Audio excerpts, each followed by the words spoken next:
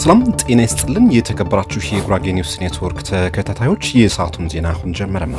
ጉራጌ ኒውስ ኔትወርክ አዳዲስና ወቅታዊ ዜናዎች በጄኔን በሁሉም አማራጮች በቴሌግራም፣ በፌስቡክ፣ በቲክታክ እና በዩቲዩብ ለአድማጭ ተከታታዮች ይደርሳሉ። እሱም በእነዚህ አማራጮች ዜናዎቻችን እንዲከታተሉን በአክብሮት እየጠየቅን ወደ ዛሬው ዜናዎች እናልፋለን። አብራችሁን ሁኑ። ቀዳሚውን በጉራጌ ዞን የመንግስት ሰራተኞች የተሻሻለው የደሞዝ ጭማሪ በዚህ ወር እንደማይከፈላቸው ታወቀ። በጉራጌ ዞን የመንግስት ሰራተኞች ከመስከረም ወር ጀምሮ የደሞዝ ጭማሪ መደረጉን ሲገለጽና በጥቅምት ወር ክፍያው እንደሚፈጸም ሲነገር ቢቆይም አሁንም መራዘሙን ተገልጿል። ሁሉም የመንግስት ሰራተኞች የደሞዝ ጭማሪው ከመስከረም ወር ጀምሮ መሆኑን የሚያረጋግጥ ደብዳቤ መሰጠቱን የጄኔን ምንጮች አረጋግጧል። ነገር ግን ክፍያው ተግባራዊ አይደለም ነው የተባለው። ጭማሪው ዜና ከተነገረ ጀምሮ በፍጆታ ዕቃዎች ላይ ከፍተኛ ጭማሪ መኖሩም እየተነገረ ይገኛል። በክልሎች የደሞዝ ጭማሪ በጀት ጉድለት ያጋጠመው ሲቪል ሰርቪስ ኮሚሽን በስራው የቀመር ስሌት ላይ በተፈጠረ ያረዳር ችግር ነው በሚል የገንዘብ ሚኒስቴር ማስታወቁን የሚታወስ ነው። ይህን ጉድለት ታዲያ ክልሎች ራሳቸውን መሙላት እንዳለባቸውም በወቅቱ ተዘግቧል። የጥቅምት ወር ጭማሪ የደሞዝ ክፍያ አለመከፈሉ ከዚህ ሪፖርት ጋር መያያዙንም ምንጮች ገልጸዋል። የደሞዝ ማሻሻያ መደረጉን የሚያረጋግጥ ደብዳቤ ለሰራተኞች በደረሳቸው ሰዓት በጥቅምት ወር ጭማሪው ተግባራዊ እንደማይሆንና በእርግጠኝነት ከመቼ ጀምሮ ክፍያው ተግባራዊ እንደሚሆን በውል እንደማይታወቅም ተነግሯል ብለዋል ምንጮች። ከጉራጌ ዞን ባሻገር በክልሉ ዞኖች ክፍያው መራዘሙም ጄኔን ከምንጮቹ አረጋግጧል። ይህ የደሞዝ ክፍያ ጉድለት ያጋጠመው በአብዛኛው በቀድሞ ደቡብ ክልል የነበሩና በቅርብ ወደ 4 ክልሎች በተዋቀሩ ክልሎች ነው። በእነዚህ ክልሎች በአንዳንድ ተቋማት ማሻሻያው በቅርብ ተግባራዊ ሊደረግላቸው እንደሚችል ተነግሯቸዋልም ተብሏል። በእነዚህ ክልሎች የአንዳንድ ተቋማት ሰራተኞች አድማ ለማድረግ ማቀዳቸውም እየተገለጸ ይገኛል። ምንጮች ጭማሪ ክፍያው በጉራጌ ዞን በህዳር ወይም በጥቅምት ወር ተግባራዊ ሊሆን ይችላል ብለዋል።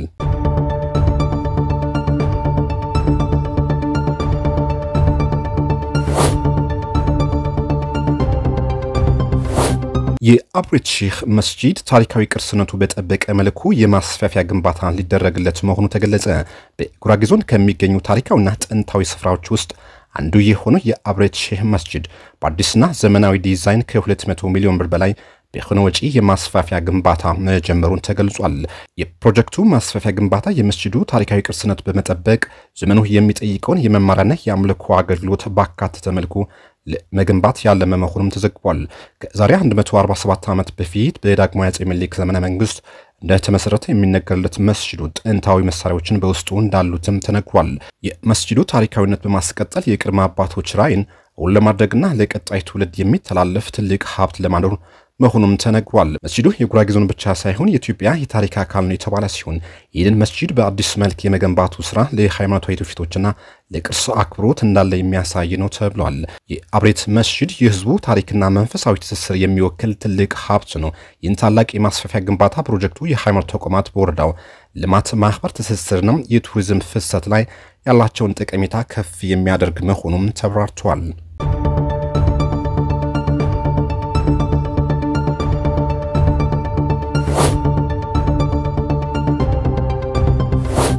በዞኑ የንጹህ መጠጥ ውሃ ለዜጎች ለማቅረብ የሚደረገው ጥረት የእንደብር ካቶሊካዊት ቤተክርስቲያን ሚና የጎላ መሆኑ ተገለጸ። በጉራጌ ዞን የንጹህ መጠጥ ውሃ ለዜጎች ተደራሽ ለማድረግ በሚደረገው ጥረት የእንደብር ካቶሊካዊት ቤተክርስቲያን ሚና ከፍተኛ ነው ተብሏል። ቤተክርስቲያኑ በዞኑ በሚሰሩ የመጠጥ ውሃ ግንባታዎች ቀዳሚ በመሆን እየተሳተፈ ነው። ለዚህም የሚገባው ምስጋና ማቅረብ ያስፈልጋልም ተብሏል። ከውሃ ግንባታ በተጨማሪ በሕክምና ተቋማት ላይ ሰፋፊ ድጋፎችን ማድረግ ይታወቃል። አቅም ለሌላቸው ተማሪዎች እና ወላጆችም ይደግፋል። ዓለም አቀፍ ድርጅቶችን በማነጋገር በአካባቢው የመሰረተ ልማቶች ስራ ላይ እንዲሳተፉ ብርቱ ጥረት ማድረግም ላይ ይገኛል ነው የተባለው። ቤተክርስቲያኑ በቅርብ ከሌሎች ዓለም አቀፍ ድርጅቶች ጋር በመሆን በሞህርና አክሊል ወረዳ ከ56 ሚሊዮን ብር በላይ በሆነ ወጪ የመጠጥ ውሃ በመገንባት ለአገልግሎት አብቅቷል።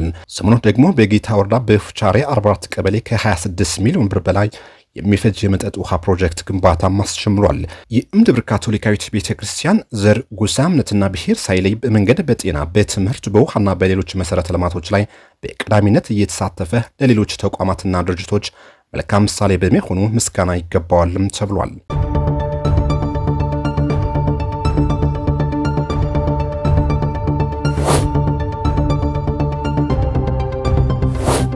የአዲስ አበባ ምግብና መድኃኒት ባለስልጣን በ2018 ሩብ ዓመት ከ300 በላይ ተቋማት ላይ እርምጃ መውሰዱን ተገለጸ።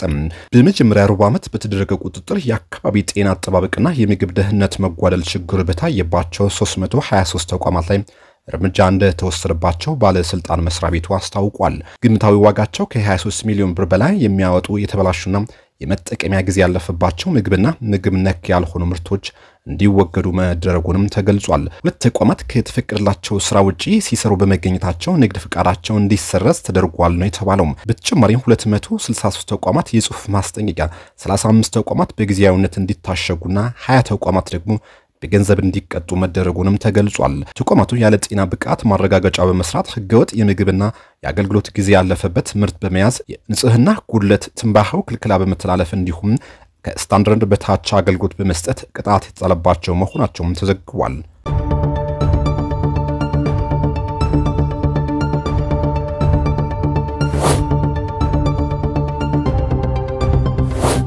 በአማራ ክልል በደንበጫ ወረዳ አንድ የጤና ጣቢያ ባለሙያ በአሰቃቂ ሁኔታ መገደሏን ተሰማ። በአማራ ክልል ደንበጫ ዙሪያ ወረዳ የአንጀኔ ጤና ጣቢያ የኤችአይቲ ባለሙያ ወይዘሪት ቤተልሔም አዲስ በጤና ጣቢያ ውስጥ አገልግሎት በመስጠት ላይ እንዳለች በዘግናኝ ሁኔታ መገደሏን የደንበጫ ወረዳ አስተዳደር ምክር ቤት አስታወቀም። የወረዳው አስተዳደር ምክር ቤት ባወጣው የሐዘን መግለጫ ግድያው የተፈጸመው ጥቅምት 29 2018 ዓ.ም ከምሽቱ 3 ሰዓት ተኩል አካባቢ ጽንፈኛ ቡድን ሲል በጠራው አካል መሆኑን ገልጾ ሟቿ አዲስ የፖለቲካ ውግንና የሌላትና ብቸኛ ዓላማዋ የሰው ልጆች ጤና መጠበቅ ነበር ብሏል። ስርዓተ ቀብሯን ጥቅምት 30 2018 ዓ.ም በደንበጫ ጸረ ሐዋርያም ቅዱስ ሚካኤል ቤተክርስቲያን መፈጸሙን ተገልጿል። መግለጫው የጤና ባለሙያን በስራ ቦታ ገብቶ በጥይት መደብደብ ዓለም አቀፍ የጦርነት ሕግን የጣሰ ፍጹም የጭካኔና የሽብር ድርጊት ከመሆኑም በላይ በገዛ ወንድሞቿ መገደሏን ልዩ ያደርገዋል ሲል ማክሏል። ይህ ግድያ የተፈጸመው ግጭት ተባብሶ በቀጠለበት አማራ ክልል የሸዋሮቢት ከተማ አስተዳደር የሰላምና ጸጥታ ጽሕፈት ቤት ኃላፊ የነበሩት አቶ ለማ ወንዳፍራው በተፈጸመባቸው ጥቃት ከተገደሉ ከ2 ሳምንት በኋላ ነው።